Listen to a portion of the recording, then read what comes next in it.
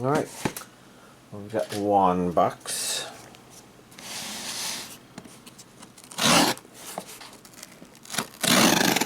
I'm missing... Oh.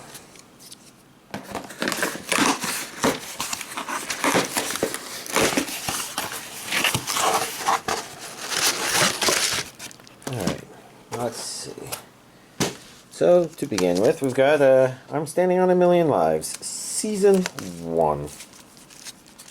What do they mean by Season 1, I guess? Come on, camera focus. First of all, we've got English and Japanese subs. Bonus 9 minutes, 300. So, okay, this would be the first half of everything that's out for this so far. I say so far as if like,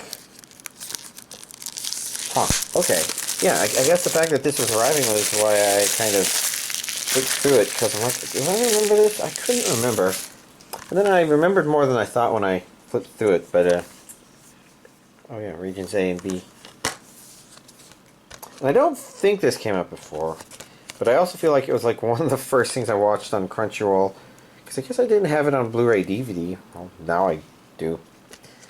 I guess if I wait long enough, eventually it all comes on physical media, huh? But anyways, nothing different about the backs, right? Yeah. Anyways, stuff. Next up we have Uzumaki, which I did not see. And this limited edition steelbook. Or maybe it's just a steelbook. I don't know. I guess I'll have to take a look at the order. But for those of you who don't know what the title means, and they see that and they think Naruto, well, Uzumaki, I believe, refers to the spiral, and sometimes refers to like something that's put in thing. But this is, well, I don't know how to put it. I don't remember names. Let's see. Spirals in an attempt to escape the curse of spirals. High school girl to leave her hometown. But can't she succeed? A horror manga masterpiece by Junji Ito is finally transformed into anime. Yeah, so Junji Ito. I thought that was the name, but I didn't know if I was mixing up with the person whose stuff got added to DVD, but now it's the same. Region A, 110 minutes. Does it say any audio anywhere here? 1 Blu-ray disc, 4 episodes.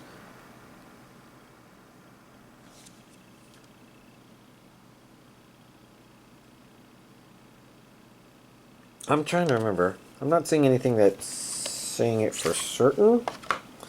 But I guess it's a Viz. Usually they're dubbed. Sometimes they're not. Okay, Liminal Zone 2, Junji Ito. So, you know, Viz sell a lot of manga, so they would have Junji Ito stuff. Maybe this is good advertisement for them. Good for them, as long as they are able to continue, you know, also releasing anime on physical media. I'm pretty happy with that. This was right side up. Okay.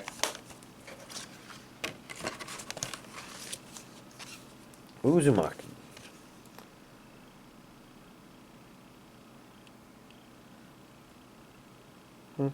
I guess I don't know if I missed it or not. But, oh well. Then last but not least, we have In the Land of Leadale. This is the complete season, so this would be everything that's of this so far. I see a region A and B. I'm trying to remember if this was English dubbed or not. And it was, because we can see the English dub is there. I think it was a fun show. It had some elements to it. I think where it went near the end was a little more, not necessarily bad, but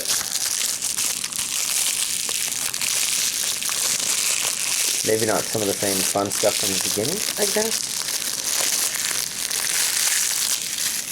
I'm trying to think if I would call it a distraction or not. But not bad per se. Maybe I should rewatch the last episodes to make sure I remember what season was. Because sometimes I go back to the earlier stuff of this one and rewatch some of the stuff there, because that's some pretty fun stuff. With a very reversible cover. You know what? It's only 3 things. Sometimes it feels like these videos are less about the anime that I get. So let's take a look. Some good stuff. A lot of great artwork in this release.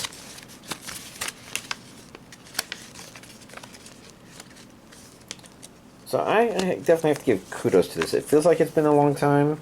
Like, there's definitely other stuff that got released earlier, but this one finally came out. Hopefully they're still making money on this. If they're not, I can kind of understand if the industry has to go where the industry has to go, but you know, I'd definitely be sad. Anyways, here's this week's physical anime collection update. Alright. I guess to begin talking, like I mentioned, it's not exactly a rewatch of I'm Standing on a Million Lives, more like, you know, again, just going through it, sometimes skipping, sometimes sitting down to watch stuff while I had it on in the background. Mostly because I guess it coming out on Blu-ray, me ordering it, kind of reminded me that it exists. I'm like, but do I remember what happened in it? And there are bits and pieces of it that I do remember better than I would have thought. Other parts where I didn't. So like one of the later twists in the show, it's like, okay, I actually remember that surprisingly well. And it was interesting thumbing through all of that again and seeing the stuff. And I'm not sure if it's necessarily watchable. It's probably fine. But I don't know. I'm trying to think, because its rating isn't that spectacular. It's 4.3. I mean, that's actually pretty fine. There's more recent stuff where it's just like, I didn't feel drawn to it. And I think that's a preferences thing, probably. Like, how much I liked certain characters or not. And this one, I think the characters could be distractions at times, and sometimes they had their eye roll moments, but they were, for the most part, pretty good. I think that's all characters, including the main character. The main character had his fair share of eye roll, but also good stuff. Overall, yeah, it was fun to rewatch, I guess. Maybe not as exciting as some other stuff that comes to mind, but fine. Let me see. Reborn as a Vending Machine Season 2, Episode 11. I do believe it's shaping up to be some sort of important thing that happens at the end of the season. Maybe not as important as this thing of the previous season. Moments of it that are kind of more okay than anything. I guess it just sort of was. Maybe a lot of that feeling is... It sort of feels like this episode did a intense recoil from what was set up at the end of the previous episode that drove the events of this episode forward,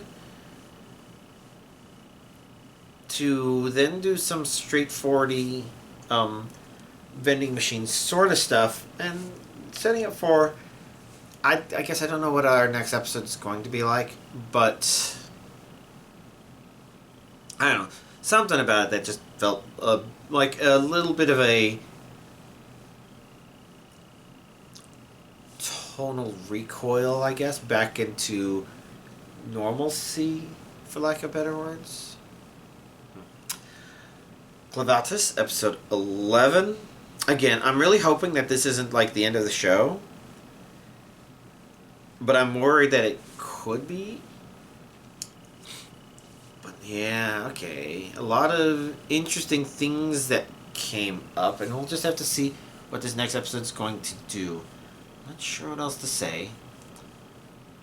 It's not been a bad show, but it starts off with a phenomenal beginning, and it's just been, I'd say, pretty solid going through all this stuff.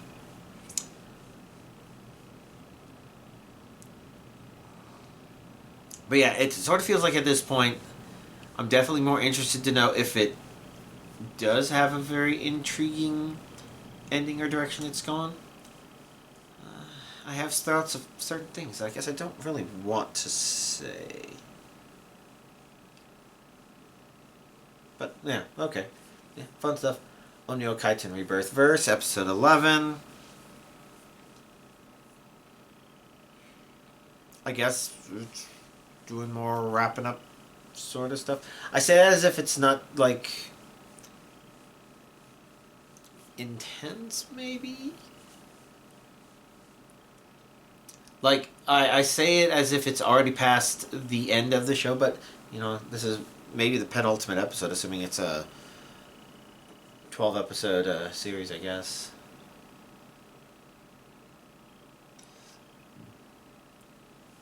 Yeah, that's right, because less than 2 weeks away until episodes from the next season of anime start up, so I should start making that official list, but I should talk about that after all of these. But yeah, I guess it's stuff. It's, I think, turning out to be an okay show.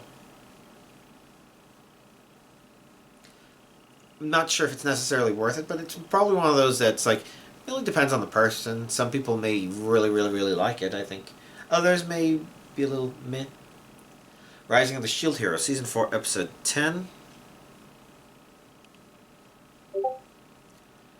I guess stuff. Here, let me get that real quick. Because I kind of forgot to, but I knew that somebody would communicate. This is not anybody talking to me, so I'm not missing out on anything. Season 4, Episode 10. I guess okay stuff. This season continuing to move forward at an okay pace with okay material, I would say. Again, feels better than I feel like the previous season was. It is what it is.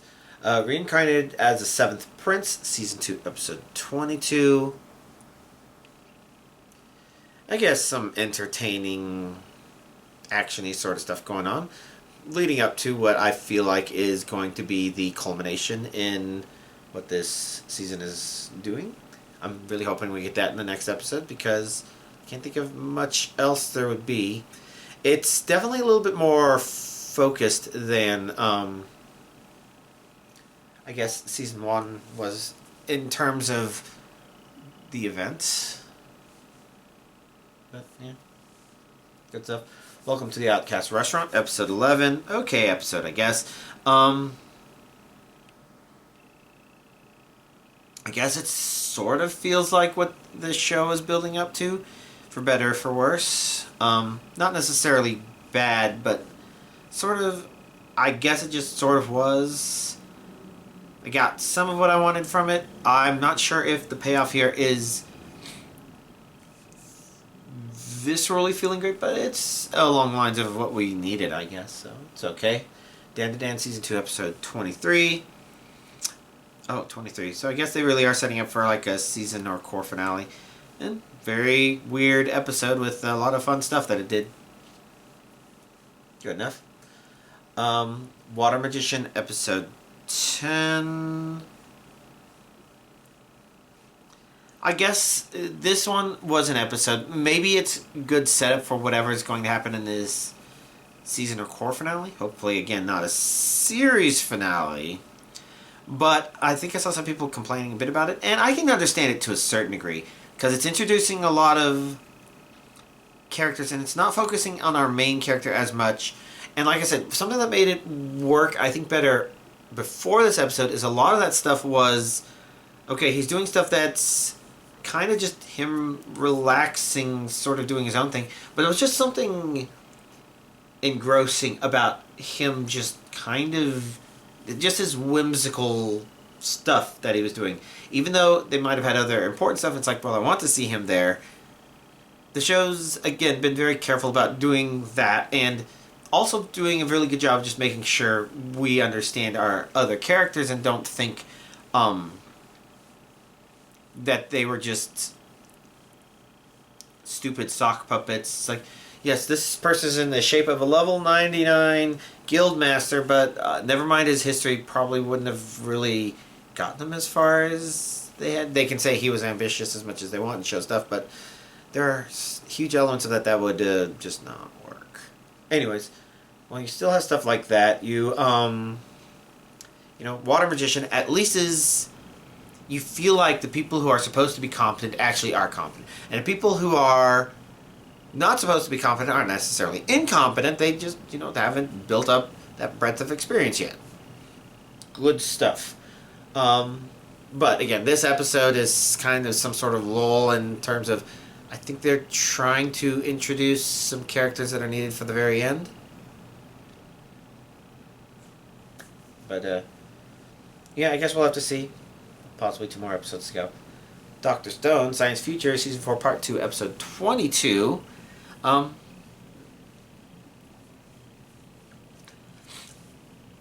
Interesting enough stuff.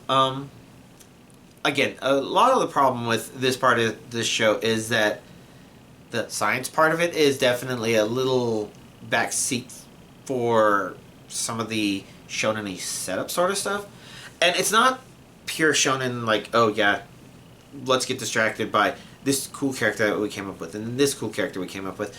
But, just sort of those elements of there's a... I definitely, I say this every single time, I definitely like it more when I see the show giving us sciencey stuff. Okay, let's build a... whatever. Let's build a wigwam. That would actually not be a very scientific thing, would it? Point is, it's dealing with stuff, and I think emotion-wise, some of it was neat. A kind of neat contrast to a whole lot of the rest of it. And while I'm missing my favorite part of it, maybe it's kind of setting up for that to do the right thing.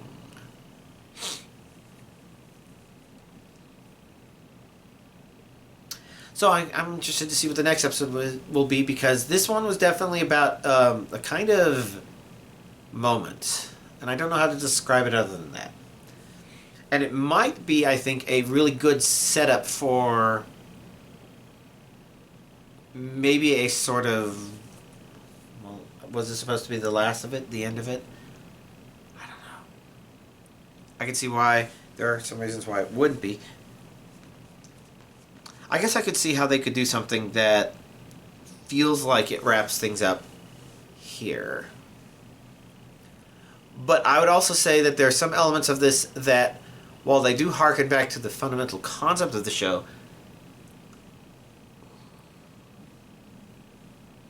I guess it really depends what they do with the next 2 episodes and if this is really the end. So, we'll have to see.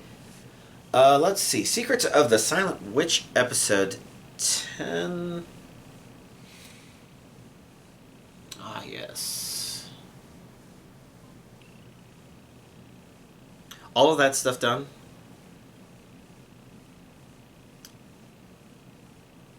Definitely some interesting history there from our main character. Again, things that are just like... Yeah, no. Actually, I really like some of what it did, because it kind of explains really well. Like, if there's one thing this show did, like I said, the fundamental premise sounds like it's whimsically unrealistic, but the show has shown that it's kind of darkly realistic. Whimsically unrealistic? Darkly realistic.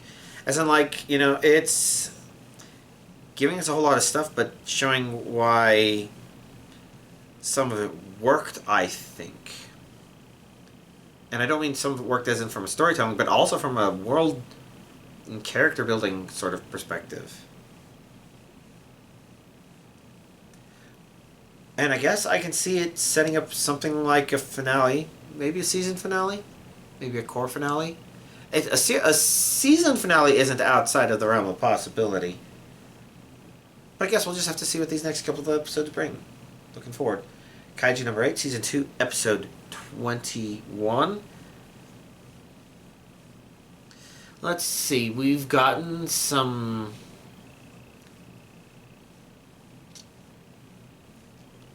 A lot of this season feels like it's been set up for big story. Which is interesting, because season 1 felt like it was kind of floating from moment to moment, but kind of building up things, but mostly from the perspective of us seeing our main character and being able to enjoy our main character. Whereas this one definitely had stuff where he was doing things. But I guess it also feels like he's spent so much of this season preparing for stuff, where there's been a little bit of action in there, and they're setting up for something big for the end of this season. We've gotten some hints as to I guess, kaiju they're planning to use. And I have to say, to some degree, they kind of remind me a little bit more of angels from Neon Genesis Evangelion than they do to kaiju. Which, I'm not saying that as a diss at it, I'm just saying that it's interesting. We'll just have to see what they do with them. But the unfortunate thing is it does sort of feel like it's getting close to a very shonen-y thing where, okay, our main character is going to be important in their main way, but I feel like we're going to be having, like, here's half an episode of one person dealing with that kaiju and half an episode of another person dealing with that kaiju.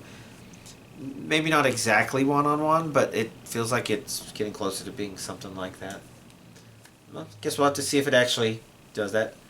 Shihiro and the Assassin Princess, episode 11.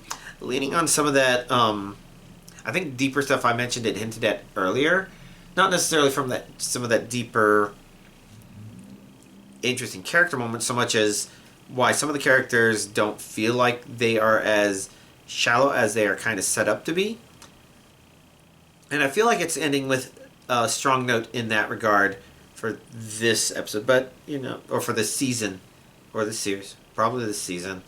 But, what's there? I guess it was an okay episode in terms of it feels like it's setting up for what it wants to end with. So, good in that regard. Summer Hikaru Died, episode 10. I guess it was okay. I think we learned some more interesting stuff. But, yeah, in terms of watching things that are horror, I don't think this one would qualify too well as, okay, it's scary, because I think its theme is not quite centered around a singular horror concept, even though it sort of sounds like from the title it is. But I just sort of feel like thematically it drifts a little bit. Maybe staying horror adjacent with one leg completely buried in the horror element still. So it can bring out that scary stuff still if it wants to, but yeah. Ugly Mug Epic Fighter, episode 11. I mentioned before how it feels like everybody in the world is just a little too connected, and they connected them even more strongly than they had before. In ways that are interesting, but not necessarily ways that I feel like they bring the main character's journey out well. And this episode, I especially sort of felt like, the people he's traveling with, like, even if there's some element of him traveling with them that's about him, I do feel like this episode distracted from him a little bit in a way that,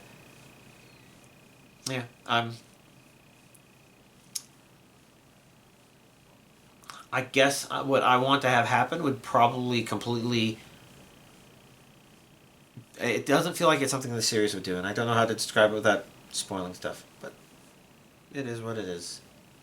Anyways, next up, Mind Ogra, episode 11. Okay stuff, I guess. You got some action-y stuff that's sort of setting up for what feels like a conclusion, but not necessarily like...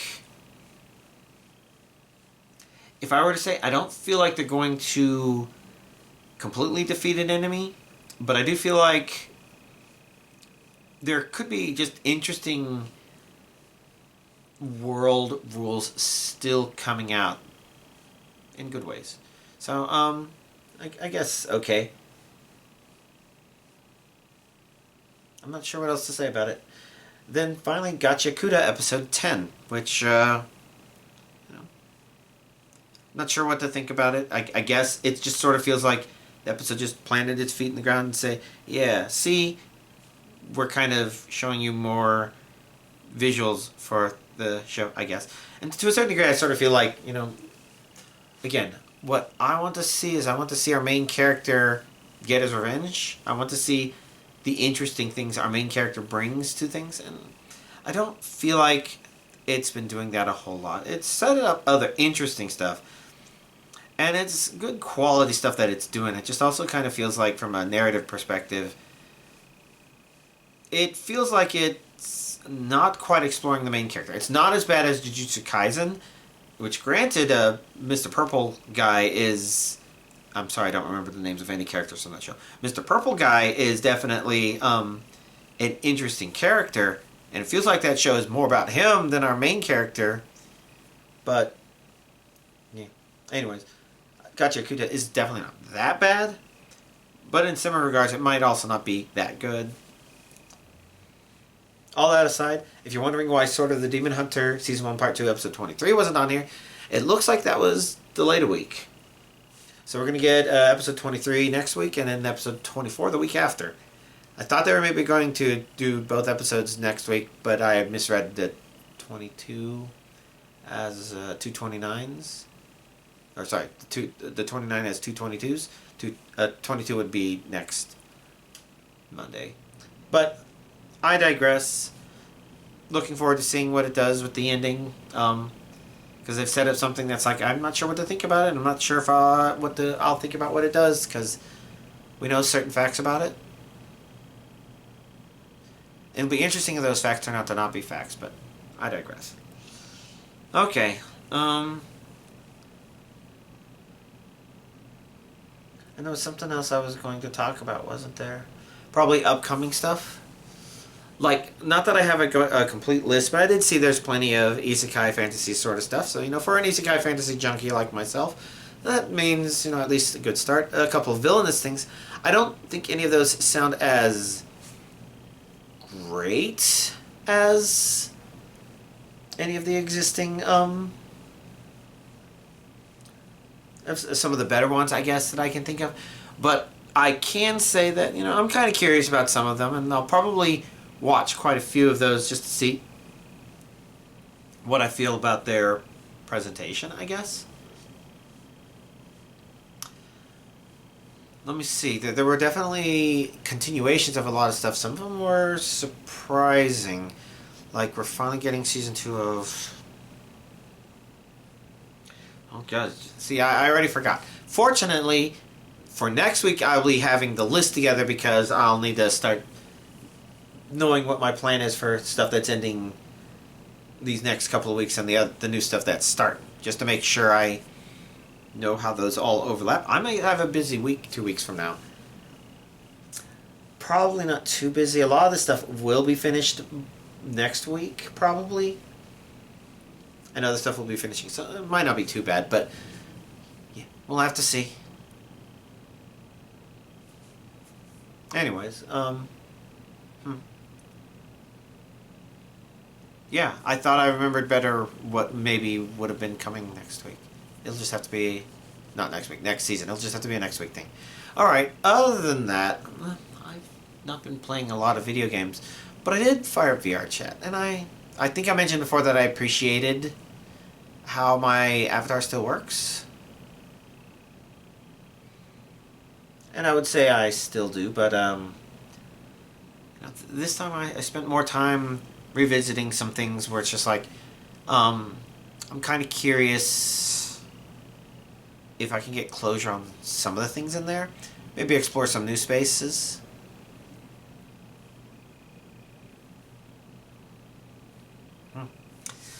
Yeah. But otherwise, for the most part, I fired up the map, The Devouring, and if you ever go into VR chat, it's a good map to consider. It's very well constructed. It's designed to be a puzzle map, with the only problem being that there's too much of it inspired by the water part from Amnesia. And by too many parts, I literally mean that it has like 3 or 4 sections. It's like, you didn't need to do that many sections. And it wouldn't be that big of a problem if the physics for those parts weren't annoying. Like, they could be considered scary, but I wasn't that afraid of it. Just more like mechanically trying to figure stuff out. It definitely doesn't help that I can, like, there's a bug in the map where you can make yourself invincible. It basically involves dying twice at the same time, and that usually involves having something with a collider on it, because the collider can collide with things and kill you. And it was interesting because I used to be able to just turn that stuff on and I guess pretty much jump in one specific hole, and that wasn't working anymore. But instead, if I fly my drone into a certain enemy while it's standing still, I can die twice if I hit it right. And that seems to cause it. So that bug's still there. I had thought that maybe it would be gone because the way constraints were done might have been changed. And maybe that has changed some of the timing a bit. Or maybe the map's been updated and I just didn't look. But interesting stuff. But you don't need that stuff in order to do it. I do wonder if I should maybe like record videos helping people walk through some maps like that. And obviously I'll probably be doing things with my avatar, which has features built into it that not everybody's avatars would necessarily have.